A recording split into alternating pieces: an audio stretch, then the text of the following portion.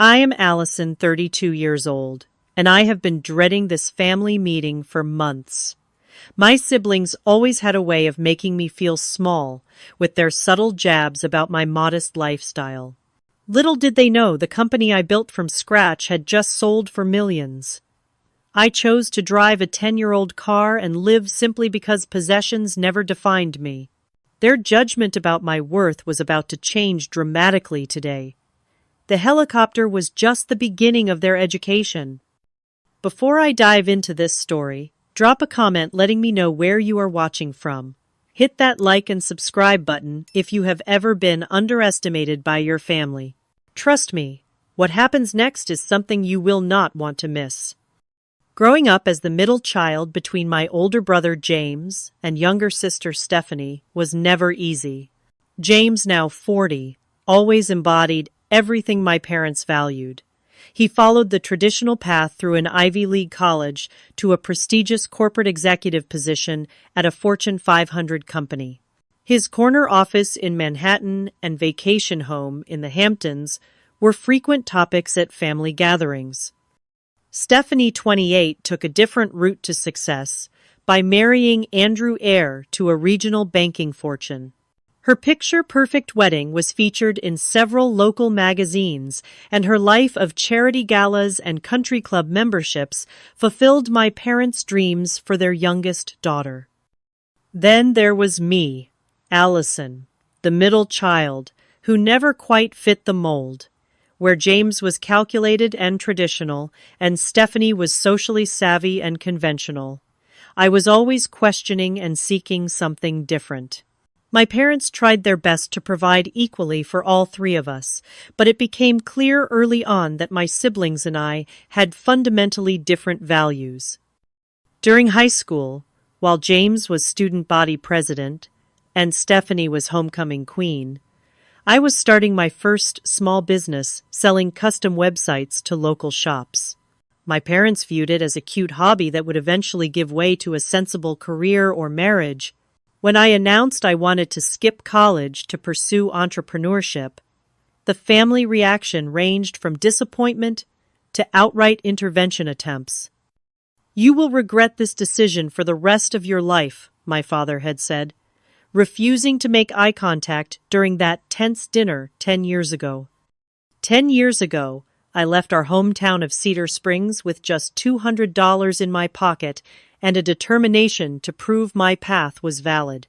My family predicted I would be back within 6 months, humbled and ready to accept their version of success. When I did not return, they created their own narrative. That I was struggling but too proud to admit it, that my business ventures had failed, that I was barely scraping by in some tiny apartment in the city. In reality, my journey had been challenging, but ultimately successful beyond anything they could imagine. After several failed startups and nearly going bankrupt twice, my tech security company gained traction with a patent that revolutionized data protection for small businesses. 3 years of 18-hour workdays and ramen noodle dinners eventually led to a company valued at over $50 million.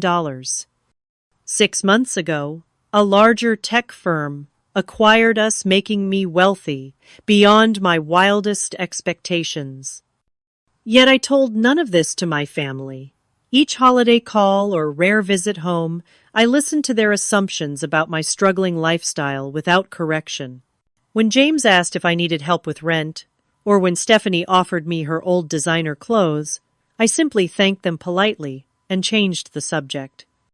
It was easier than explaining why I chose to live modestly despite my success, that I valued experiences over possessions, that I was building schools in developing countries rather than buying mansions. The call about my parents came 3 weeks ago. Mom had fallen and broken her hip, and Dad's early-stage dementia was progressing faster than expected. They needed more care than they could afford on their retirement savings. James had called a family meeting to discuss options and financial responsibilities.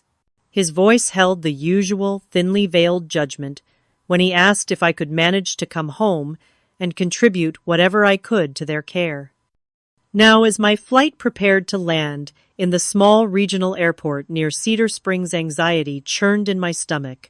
For years, I had maintained the emotional distance their judgment created, building a life and friendships with people who valued me for my ideas and character rather than my status.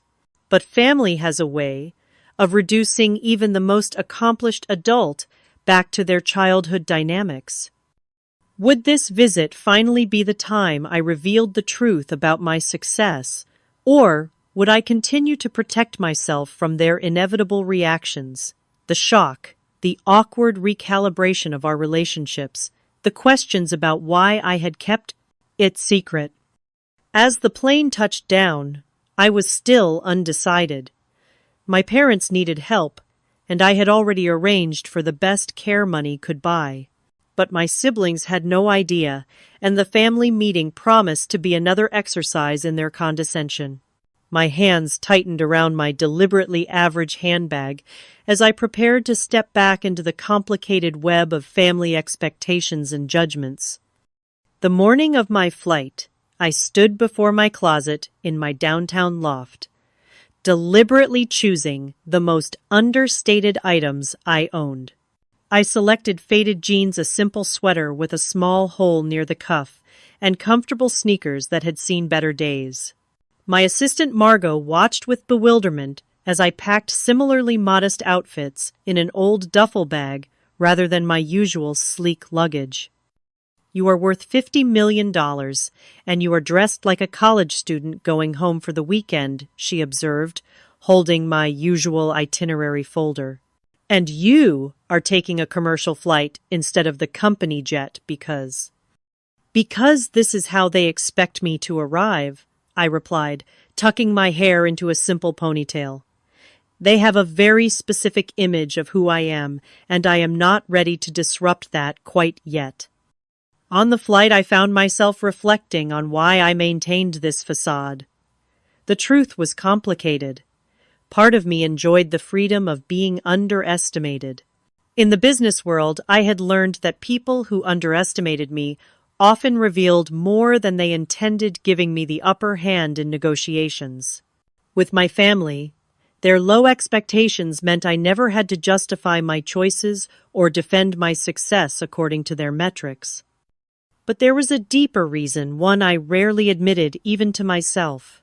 Their judgment had hurt me profoundly. When I first left home, their dismissal of my dreams cut deeper than I could acknowledge.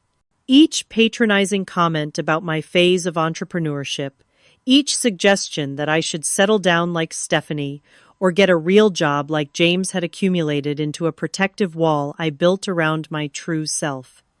"Your problem, Allison, is that you have always been impractical," my brother had said during our last family Christmas 5 years ago. "Some people are meant to lead and innovate, others are meant to follow. There is no shame in accepting your limitations." That night, I had stepped outside to hide my tears, pretending to take a call while I composed myself. The irony was that earlier that same day, I had closed a deal that expanded our company internationally. My team had celebrated with champagne while I prepared to fly home to be treated like the family disappointment. The taxi from the airport drove through the familiar streets of Cedar Springs. The downtown area had barely changed. The same hardware store, my father frequented the ice cream shop where we celebrated school achievements, the park where I had first conceived of building my own business while watching people struggle. With early smartphones, everything seemed smaller now, preserved in amber, while my world had expanded beyond recognition. When the taxi pulled up to my childhood home, I felt a pang of nostalgia mixed with apprehension. The white two-story colonial with blue shutters had a new roof but was otherwise unchanged. The maple tree I had climbed as a child still dominated the front yard, and my mother's carefully tended garden bordered the walkway. For a moment, I was 10 years old again, running up those steps with a report card or art project, seeking approval I rarely felt I received fully. I paid the driver and took a deep breath before walking up the familiar path. Before I could knock, The door swung open to reveal James dressed in a cashmere sweater and pressed slacks, even though he was supposedly relaxing at home. "Finally," he said by way of greeting, checking his expensive watch. "We expected you hours ago. Did your flight get delayed, or did you have to take the bus from the airport?" His eyes took, in my deliberately casual appearance, a small, satisfied smile playing at his lips. "Good to see you too, James," I replied, giving him a brief hug that he returned stiffly. "The flight was fine. How are Mom and Dad?" "As well as can be expected, given the circumstances." He took my duffel bag, his expression mixing pity with superiority as he noted its worn condition. "I have been here since yesterday setting everything up. Stephanie and Andrew arrive tomorrow morning. You are in your old room, of course. Nothing has changed there." As I followed him inside, he continued without pause. "You know, if you need any help with expenses while you are here, just let me know. I know taking time off must be difficult for you financially." And there it was, the first of what would undoubtedly be many reminders of my perceived financial status. I could have corrected him, mentioned that my schedule was being handled by my executive team, or that money was the least of my concerns. Instead, I simply nodded and thanked him politely, maintaining the role they had assigned me in our family drama. Dad was dozing in his recliner in the living room, thinner than I remembered, and with more gray in his hair. Mom was in the kitchen, her movements slowed by her recent surgery, but her eyes bright with pleasure at seeing me. "Allison, sweetheart," she said, reaching for a hug. "You look—" She paused, searching for something positive to say about my deliberately downplayed appearance. "Healthy. Are you eating enough on your budget? You know you can always call if you need help with groceries." "I am fine, Mom," I assured her, helping her to a chair. "Tell me about your recovery.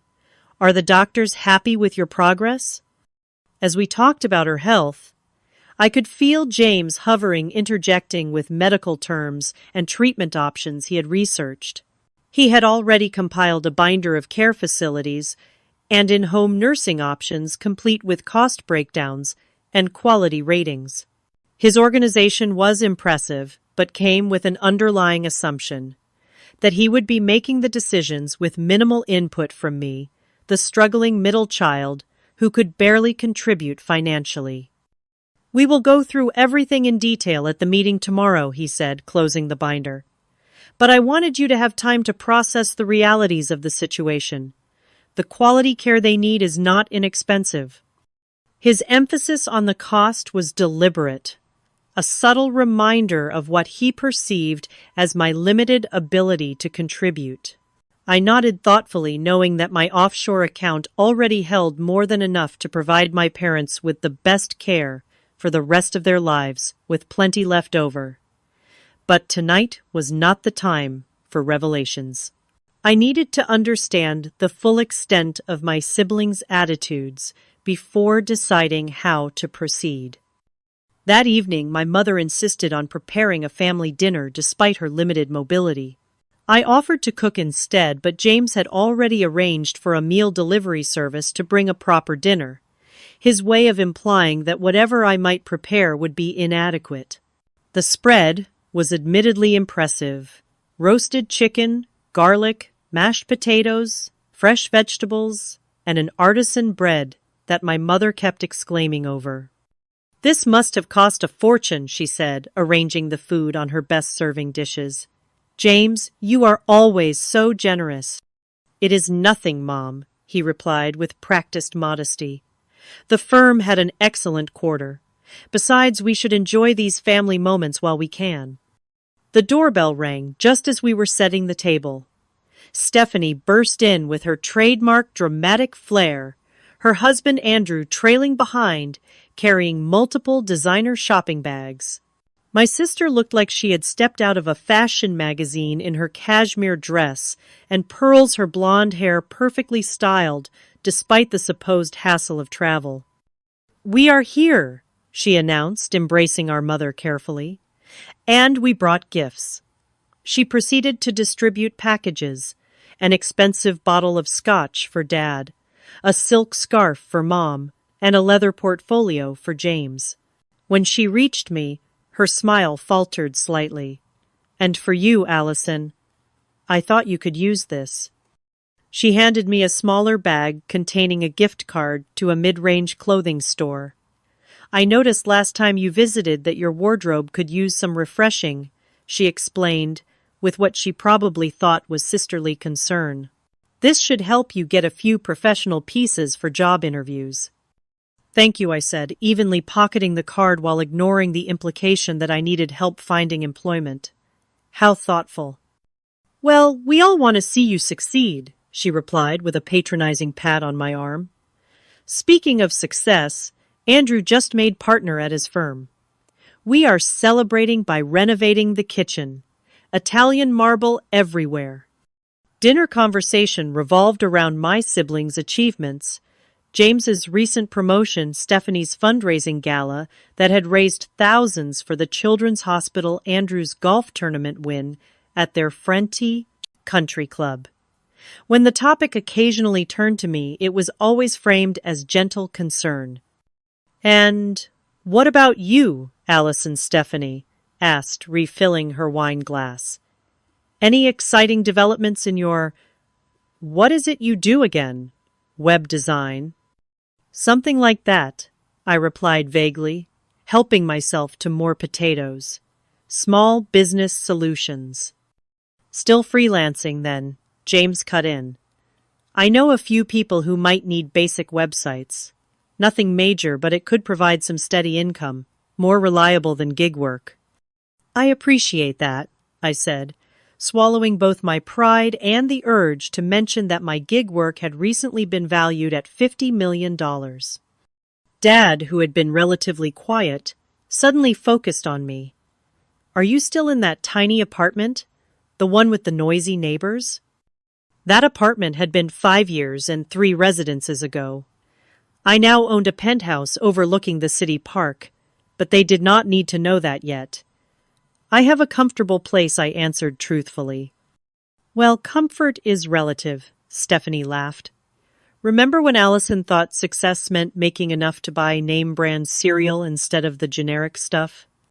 As everyone chuckled at my apparent simplicity, the conversation inevitably turned to tomorrow's purpose, our parents' care needs. The reality is, James began shifting into his executive presentation mode that Mom and Dad need more support than Medicare will cover. Their retirement savings are substantial, but not infinite, especially considering the quality of care they deserve. "We have been looking at several options," Stephanie added. "There is a wonderful assisted living community near us. Very exclusive, but we know the director. The medical amenities are top-notch," Andrew contributed, "and the social environment would be perfect for them." Throughout this discussion, I noticed how they seamlessly used "we," while occasionally glancing my way with expressions that clearly excluded me from that collective decision-making. The message was clear.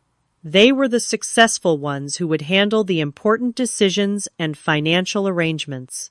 I was expected to contribute what little I could, and be grateful for their generosity in not demanding more.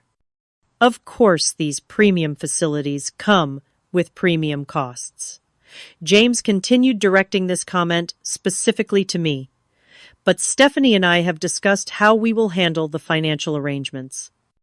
"We want to be fair about the contributions," Stephanie added with false sweetness. "Everyone should contribute according to their means." "Which means we do not expect you to match our contributions," James clarified, as if doing me a great favor. "Whatever you can manage will be appreciated, even a token amount." I felt my cheeks burning with a mixture of anger and humiliation, not because I could not contribute, but because they had so completely written me off without ever asking about my actual situation. Years of assumptions and judgments had created a narrative about me that they accepted as absolute truth. "You have always had so much potential, Allison." My mother sighed, patting my hand. I still do not understand why you never finished that business degree. You could have been so successful like your brother. Different paths work for different people, Mom, I replied quietly. Not everyone measures success the same way. True, James nodded condescendingly. But some measures of success are more tangible than others. Security, stability, the ability to care for family, these are universal indicators that one's choices have been sound. As the subtle digs continued throughout dinner, I maintained my composure while internally debating my next move.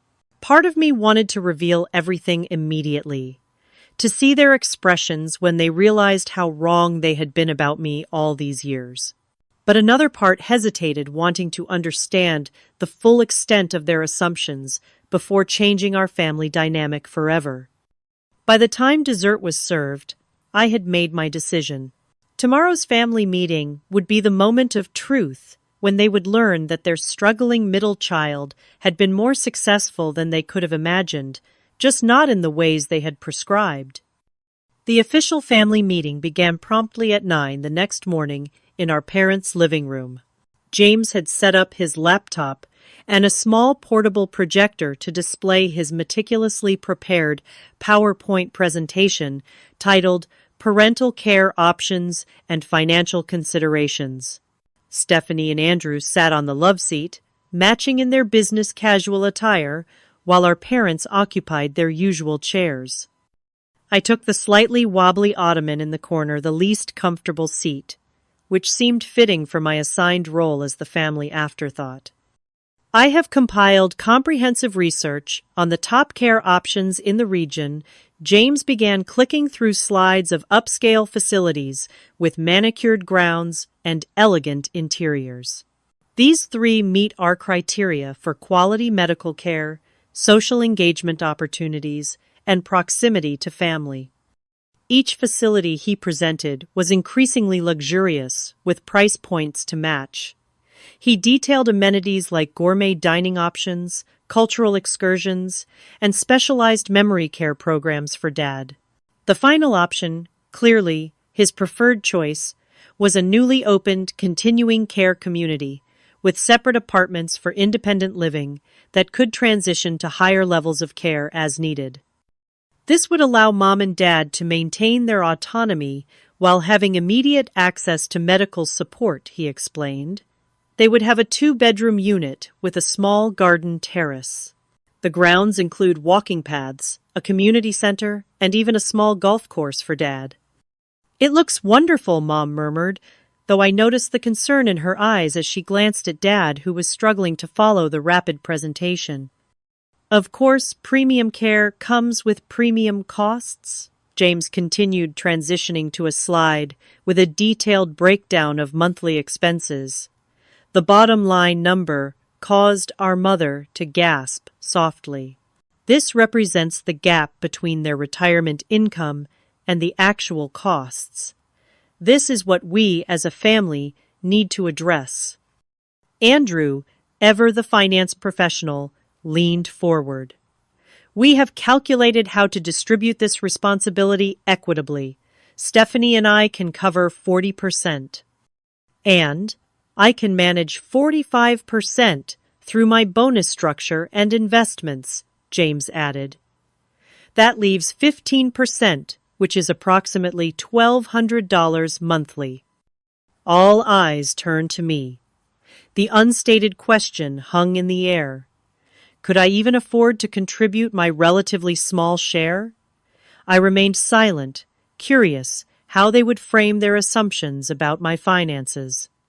Stephanie cleared her throat delicately. Allison, we know your situation is different from ours. If that amount is prohibitive, perhaps you could contribute in other ways. Maybe visit more often to provide personal care instead. We do not want to create hardship, James added, with the patronizing tone he reserved specially for me. Perhaps $500 monthly would be more manageable for your budget. Stephanie and I could adjust our contributions to cover the difference.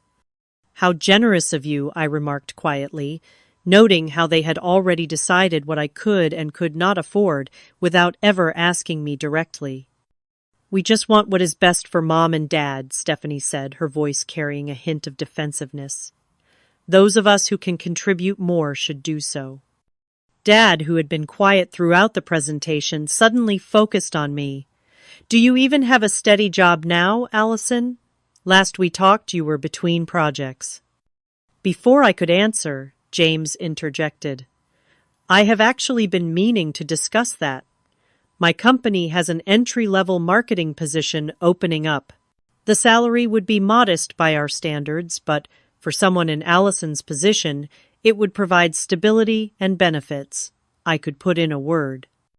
That is so thoughtful, Stephanie beamed at our brother.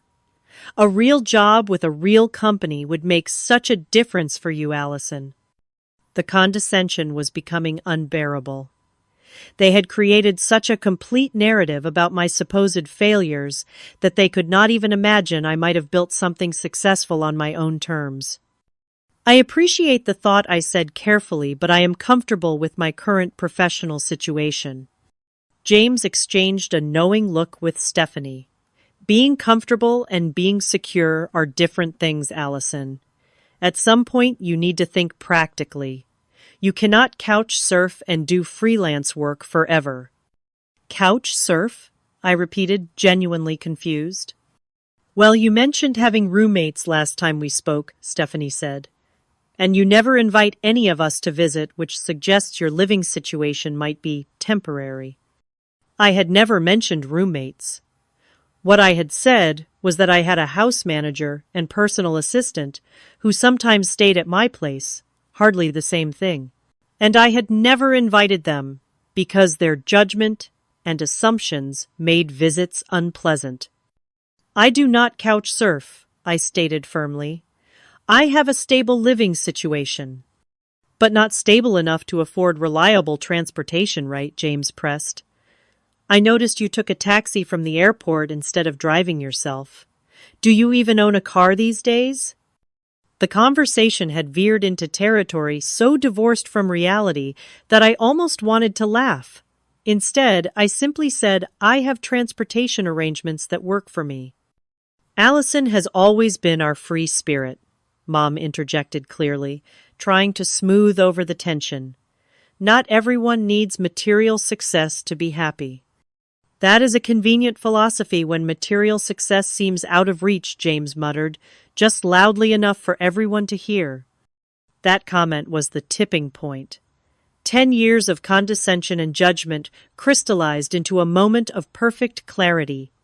They were never going to see me clearly unless I forced them to confront their misconceptions. Let us get back to the main issue, Andrew suggested, oblivious to the tension. Can you manage the $500 per month, Allison? It is important we finalize the numbers today. I need to make a quick call first, I said, pulling out my phone. It will just take a minute. Now is not really the time for personal calls, James said with irritation. We are in the middle of important family business. I ignored him and dialed my assistant Margot. Hey, it is me. Is everything set for today? I paused, listening. Perfect. Go ahead with the arrival in 15 minutes. Yes, the front lawn is big enough. Thanks. I ended the call and turned back to my confused family. Sorry about that. Just confirming my transportation. Did you arrange for another taxi? We are not finished here, James said, with growing annoyance. Not exactly a taxi, I replied, settling back into my seat. Now about those care options. I actually have another facility to suggest. It opened last year, about 20 minutes from here. It has an exceptional memory care program and has been recognized nationally for its innovative approach.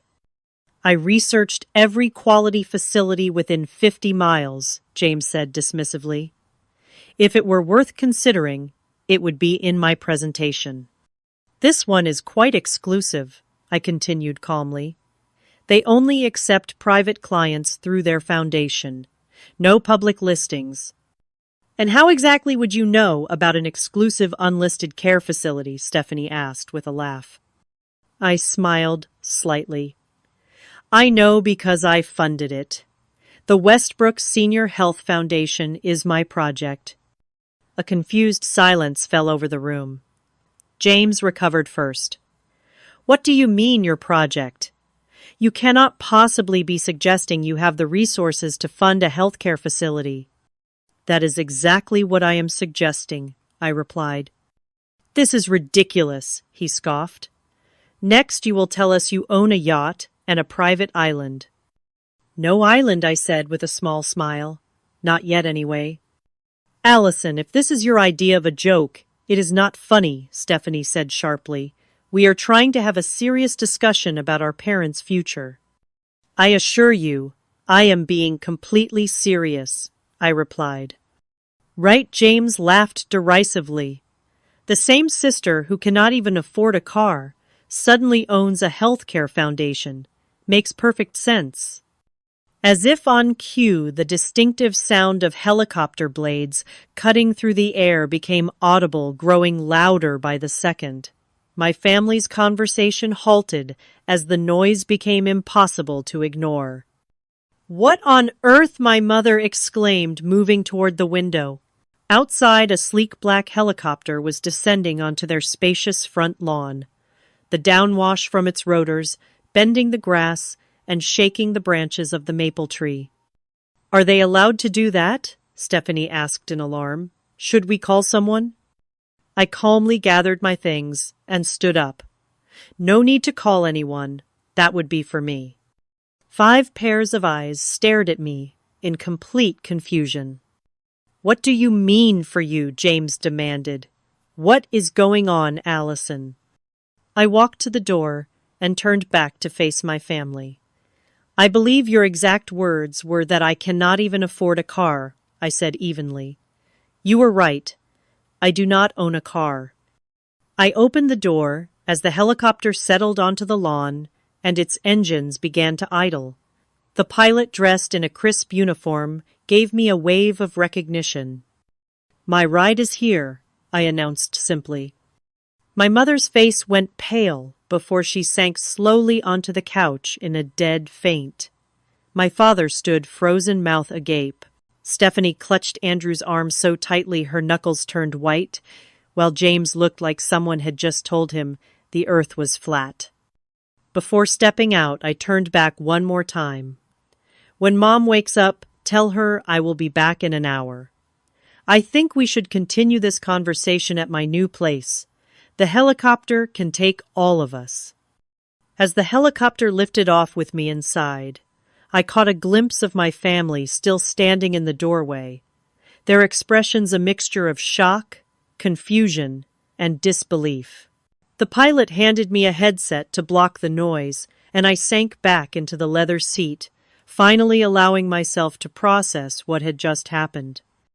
Everything all right, Miss Parker? The pilot asked. You seem tense. Just family drama, Rick, I replied, watching my childhood home grow smaller below us. You know how it goes. Yes, ma'am. Should I circle around a few times to give them something to talk about? He asked, with a hint of humor. I laughed, feeling some of the tension dissipate. Tempting, but let us head directly to the estate. We will be bringing them all back with us shortly. The helicopter banked gently toward the wooded hills outside town, where my newly purchased estate was located. I had bought the 30-acre property 6 months ago, when I decided to establish a regional office closer to my hometown. The main house was a renovated historic mansion with 10 bedrooms, modern amenities, discreetly integrated into its classic architecture. The grounds featured gardens, a small lake, and a newly built helipad. It was extravagant, certainly, but also a long-term investment in reconnecting with my roots on my own terms. Below us, I could see the estate coming into view, the sprawling main house with its stone facade, the carefully landscaped grounds, and the guest house where my staff stayed.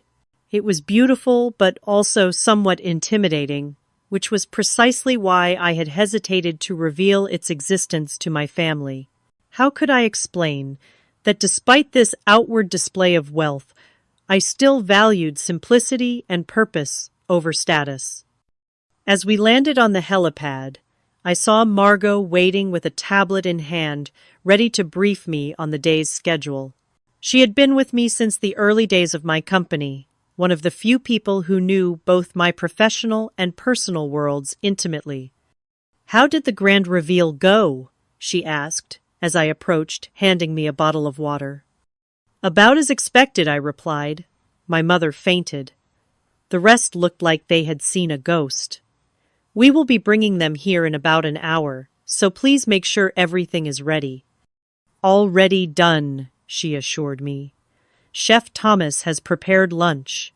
The West Wing guest rooms are prepared in case they stay over, and I have assembled the family portfolio as you requested." The family portfolio contained documentation of the care arrangements I had already been quietly putting in place for my parents, the foundation I had established that operated the senior care facility, the trust fund to cover all their close medical needs, and the legal framework that would ensure they received the best possible care regardless of how family dynamics played out. "Thank you, Margot. What would I do without you?" "Probably buy another tech company out of boredom," she quipped. Speaking of which, the Tokyo team sent over the proposal for the new security protocol. They need your feedback by tomorrow. "I will review it tonight," I promised. But family comes first today, complicated as that may be. An hour later, Rick radioed that he was approaching my parents' house. I took a deep breath, preparing for the next phase of this revelation. Part of me regretted the dramatic helicopter entrance, but after years of dismissal and condescension, perhaps a dramatic gesture was exactly what was needed to break through their perceptions. When the helicopter returned, my entire family was aboard, their expressions still stunned. My mother clutched her purse like a shield, my father gazed out the window in wonder, and my siblings maintained a shocked silence that was entirely out of character for them. Only Andrew seemed to have recovered somewhat, his banker's mind likely already calculating the value of what he was seeing. As we landed, and they disembarked, the full impact of the estate came into view. Stephanie's mouth literally dropped open, while James kept blinking rapidly, as if trying to wake himself from a dream. "Welcome to my home," I said, simply leading them toward the main entrance, where Margot waited with a professional smile. "This is yours," my mother finally managed to ask as we entered the soaring foyer with its grand staircase and crystal chandelier. "Yes, Mom. I purchased it 6 months ago when I decided to establish a regional office nearby." Regional office of what James demanded, finding his voice at last. I led them into the main living room, where floor-to-ceiling windows overlooked the gardens and lake beyond of Parker Security Solutions. My company. I gestured for them to sit on the plush sofas arranged around a marble coffee table. "Your company," he repeated flatly. "Since when do you have a company? And how could you possibly afford all this?" "I founded PSS 8 years ago," I explained calmly. "We specialize in cybersecurity solutions for small to mid-sized businesses. 6 months ago, we were acquired by Nexus Technologies for just over $50 million. I retained leadership of the division and significant equity in the parent company." The silence that followed was deafening. Stephanie looked like she might follow our mother's example and faint, while James had gone pale beneath his tan. $50 million, my father repeated slowly. "My Allison." "Yes, Dad," I said gently, moving to sit beside him. "Your Allison." But you never said anything," my mother stammered. "All these years we thought—" "You thought I was struggling," I finished for her. "I know. I never corrected that assumption." "Why would you let us believe you were barely getting by?" Stephanie demanded, finding her voice at last. Do you know how worried we were about you? I raised an eyebrow at her. Were you worried, Stephanie? Or was it more comfortable to believe I had failed? You gave me a gift card for job interview clothes yesterday. She had the grace to blush. I was trying to help. No, I said firmly. You were trying to reinforce the narrative that made sense to you, that the sister who chose a different path must necessarily be struggling. It never occurred to any of you that I might succeed on my own terms. You could have told us, James said, a hint of anger in his voice.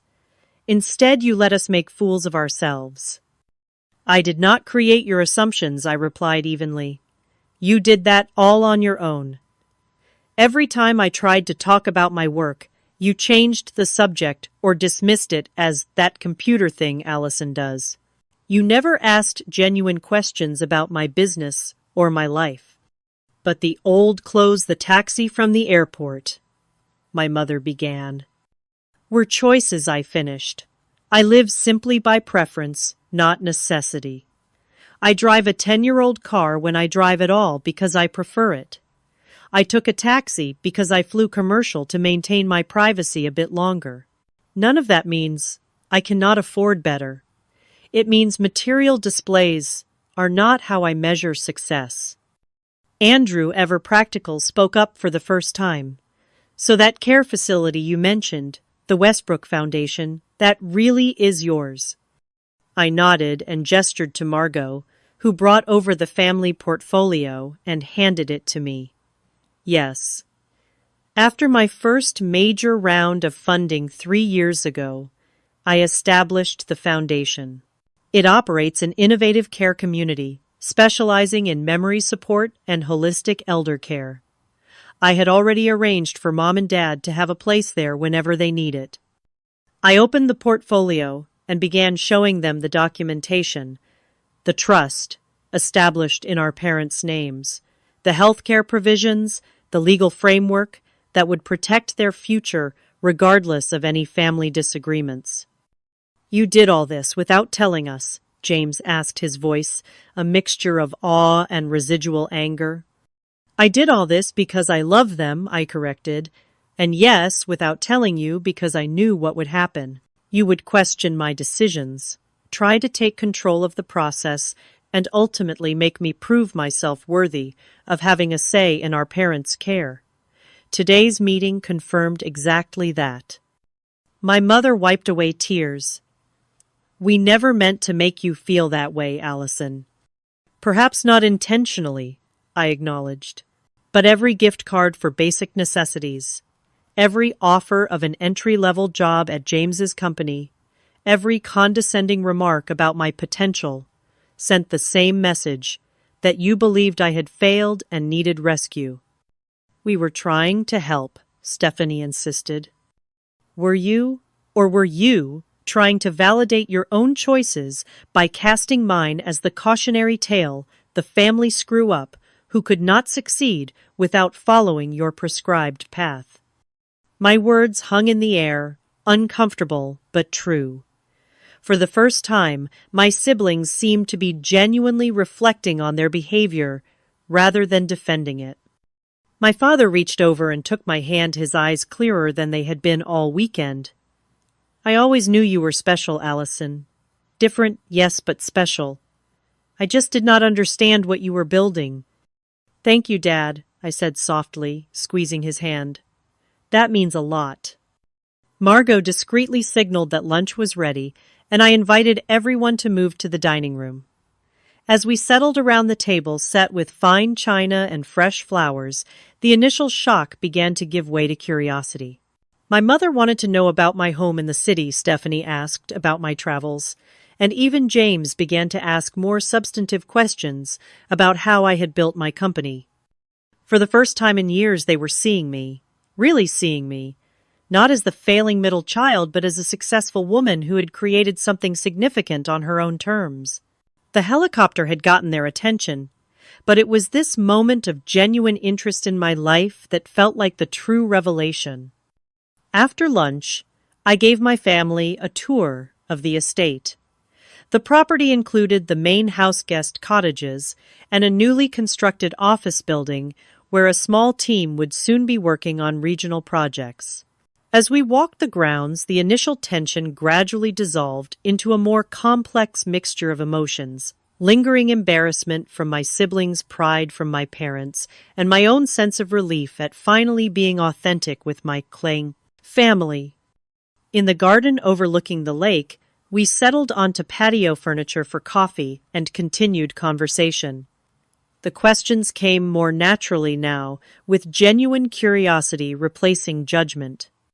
"When did you know your company would be successful?" my father asked, his eyes more focused than they had been all weekend.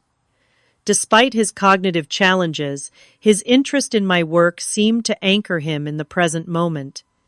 "There was not a single moment," I explained. "We nearly went bankrupt twice in the first 3 years. I lived in a studio apartment with a leaking ceiling and worked 18-hour days. But the third year, we patented a security protocol that changed everything." "Why did you not ask for help during those hard times?" my mother wondered. "We would have helped you." "With conditions," I said gently. Every offer of help came with the expectation that I would admit my path was a mistake. I needed to prove to myself that it was not. James, who had been uncharacteristically quiet, finally spoke up. "I owe you an apology, Allison. I made assumptions about your choices that said more about my own insecurities than your capabilities." The admission startled me. My brother rarely acknowledged being wrong about anything. "What do you mean, your insecurities?" I asked. He sighed, setting down his coffee cup. "I followed the path that was expected of me: Ivy League corporate ladder country club membership. I did everything right, according to our family's definition of success." He paused, looking out over the lake. "And I hate at least 60% of my daily life." "James," my mother exclaimed, "you never said anything." "Because admitting dissatisfaction would mean admitting I might have chosen wrong," he explained. "So when Allison chose a completely different path, I needed her to fail to validate my choices. Her success challenges the narrative I built my life around." His honesty created an opening for Stephanie, who had been fidgeting with her wedding ring. "I feel the same way," she admitted quietly. "My life looks perfect on Instagram, but Andrew and I have been in couples counseling for the past year. All those charity galas and country club events feel empty sometimes." Andrew nodded in agreement, taking her hand supportively. "We have been reassessing what really matters to us. The big house and social status came with costs we did not anticipate." This vulnerability from my siblings was unexpected and deeply moving. For years I had imagined them as perfectly content with their conventional success, judging me from positions of smug superiority. The reality that they too had doubts and regrets created a new possibility for authentic connection. "Why did you keep your success secret for so long?" my father asked. "Were you punishing us for not believing in you?" The question stung with its accuracy. Part of me had enjoyed the fantasy of a dramatic revelation that would force them to recognize how wrong they had been about me. But the reality of seeing their shock and hurt had been less satisfying than I had imagined. Initially, I kept quiet because I was not sure the success would last, I admitted. Later, it became a habit, a form of protection. And yes, maybe there was an element of wanting to prove everyone wrong in a dramatic way.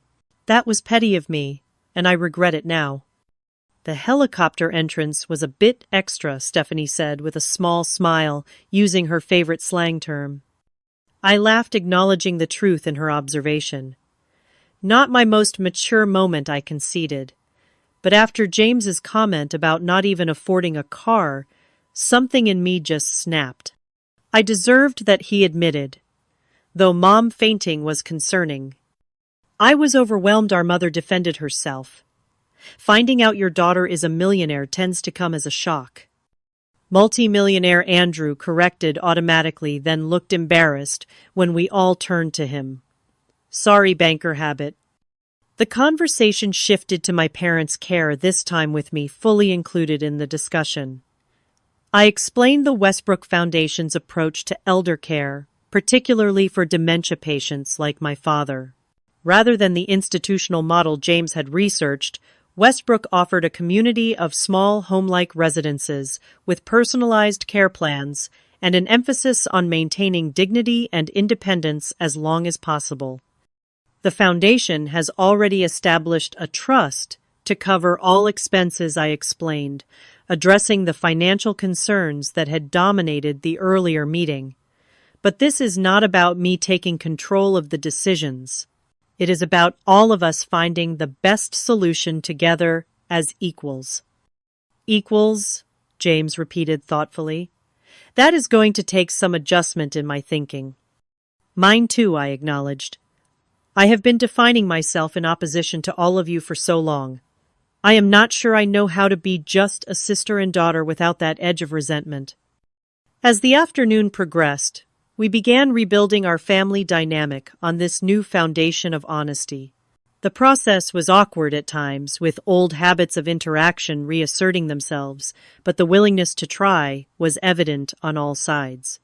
My parents watched their adult children with a mixture of concern and hope, occasionally contributing memories from our childhood that highlighted moments of connection we had forgotten.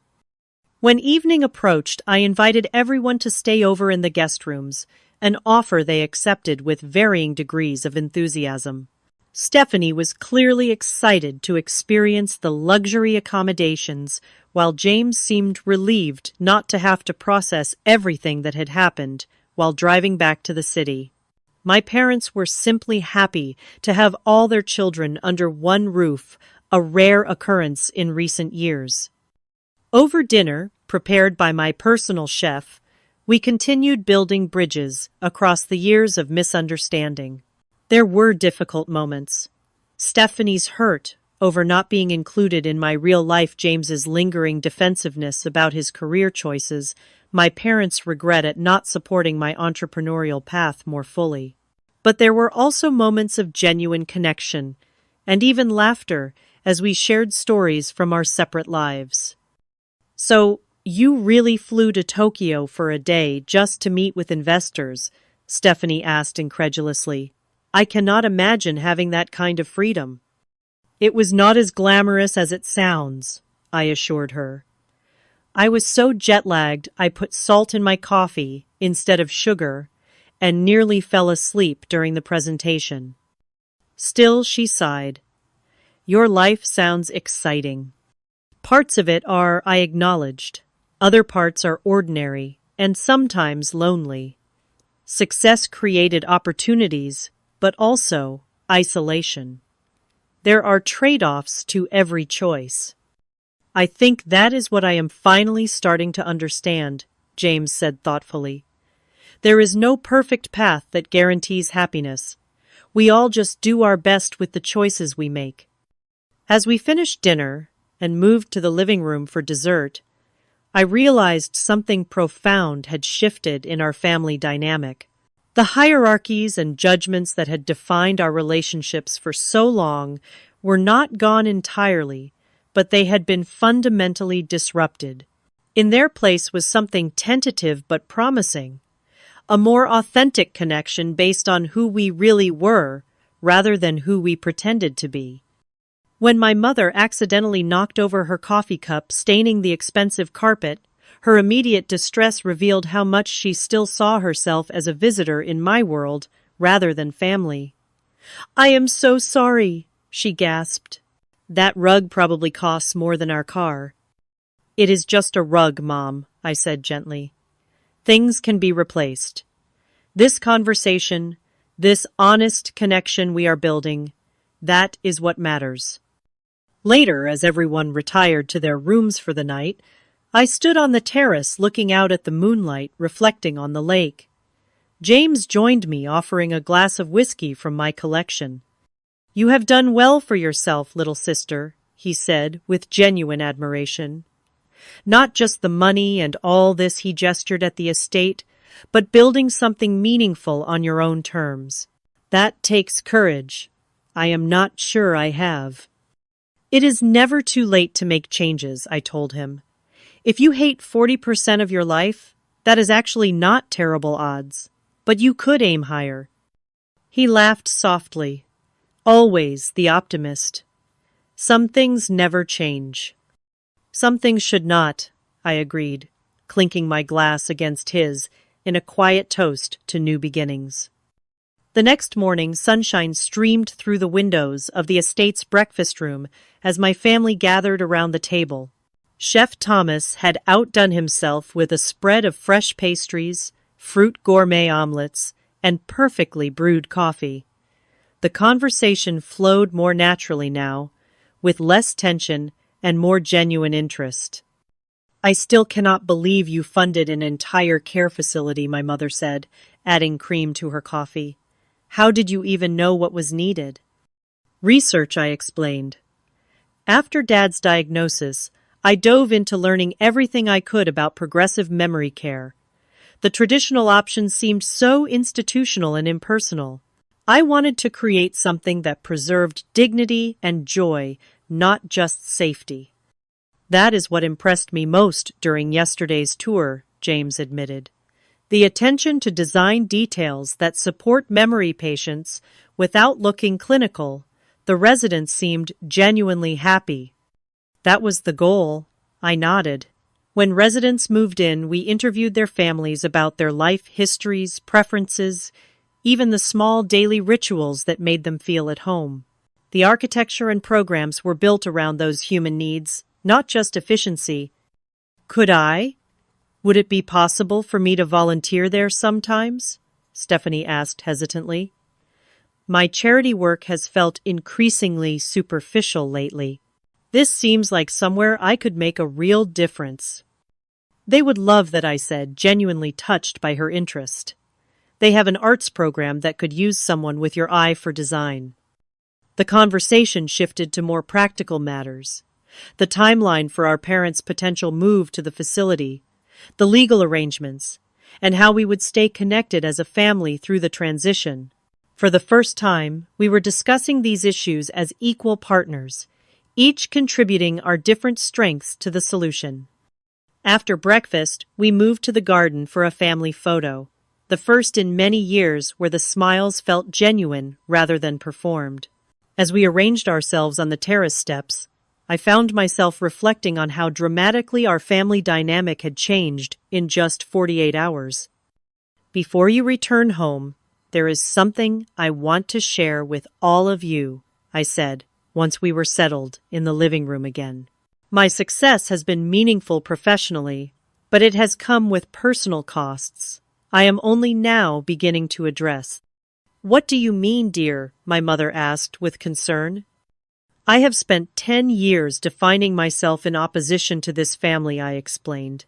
Working to prove you wrong became such a driving force that I sometimes lost sight of what I actually wanted for myself beyond that validation. Building walls to protect myself from judgment also kept me isolated from genuine connection. I think we all played a part in that dynamic, my father said with unexpected clarity.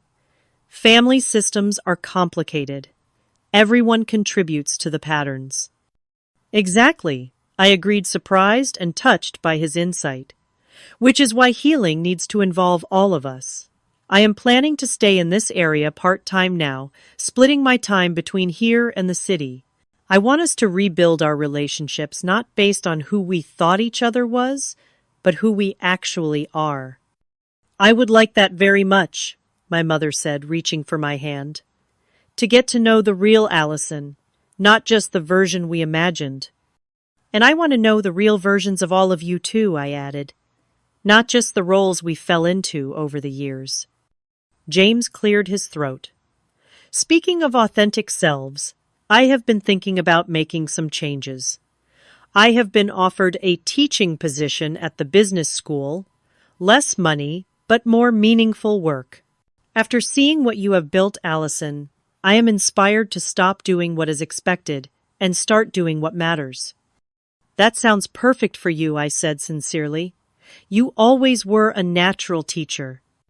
Stephanie shared her own tentative plans for shifting her social energy from status-oriented charity galas to more hands-on community work, while Andrew mentioned his interest in ethical investment counseling for nonprofits. My parents listened with evident pride as their adult children spoke about aligning their lives more closely with their values. As the weekend drew to a close and preparations were made for everyone's departure, I felt a profound sense of peace. The helicopter that had caused such drama was now just one transportation option among many, no longer a symbol of division, but simply a convenient way to take my parents home. "Will you come for Sunday dinner next week?" my mother asked as we said our goodbyes. "Nothing fancy, just family." "I would love that," I replied, embracing her warmly. "Just family sounds perfect." After everyone had gone, I walked through the quiet house, reflecting on the weekend's events. The revelation of my success had created an opening for something more valuable than recognition or vindication. The possibility of authentic connection with the people who had known me longest. True wealth, I realized, was not measured in helicopter rides or estate homes, but in relationships where you could be fully yourself and still be loved. For years I had pursued external success while keeping my heart protected behind walls of secrecy and resentment. The real challenge now was learning to be vulnerable, to risk being known fully by the people who had once misunderstood me so completely. As I settled on the terrace with my laptop to review the Tokyo proposal, Margot had mentioned I felt lighter than I had in years. The complicated family dynamics were not magically resolved, and there would undoubtedly be setbacks and old patterns reasserting themselves in the months ahead. But a fundamental shift had occurred, creating space for new possibilities in our relationships. The sun was setting over the lake, casting golden light across the water. In that moment, I felt immense gratitude. Not for the material success that had allowed me to make a dramatic entrance via helicopter, but for the courage to finally be authentic with the people who mattered most. That was the true victory, far more meaningful than proving anyone wrong. I wonder how many of you have had similar experiences with your families. Have you ever been underestimated or had to prove yourself to loved ones? Drop a comment below to share your story. If this resonated with you, please like and subscribe for more real-life experiences. And remember to share this video with someone who might need to hear that success comes in many different forms. Thank you for listening to my story. And remember, true wealth lies in authentic connections, not material possessions.